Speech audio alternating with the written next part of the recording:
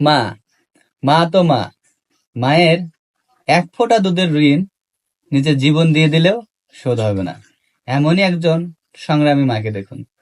সন্তানদের মুখে এখানে দুমুঠো খাবার তুলে দেওয়ার জন্য যেটা সকাল থেকে একান্ত আমরা সন্ধ্যা দেখে আসছি পর্যন্ত সবসময় পুরুষ মানুষের কাজ, শ্বাসরুদ্ধকর রাজনীতিতে। কষ্ট করছেন সেখানে তিন একজন কন্যার মা, জননী শিরিন খাতুন। 3 সন্তানের মা, পেশায় একজন রাজমিস্ত্রির হেল্পার। ঢালাই গুলাইতেছে। সন্তানদের মুখে হাসি ফোটানোর জন্য, রাজমিস্ত্রির হেল্পার। সন্তানদেরকে মানুষের মতো মানুষ করার জন্য নিজের সব সুখ আহ্লাদ ত্যাগ করতে সদা প্রস্তুত মা শিরিন খাতুন। যে আমরা কোনো সন্তানরা কি এগুলো পরিস্থিতিতে মনে রাখবো? সন্তানদেরকে না, পরম মমতায় আগলে রাখেন তিনি। প্রত্যেকটা নিজের সন্তানদের উচিত কষ্ট দুঃখ যে কোনো কখনো মূল্যে, যে কোনো সন্তানদেরকে পর্যায়ে বুঝতে দেন না। তার মায়ের পাশে থাকতে।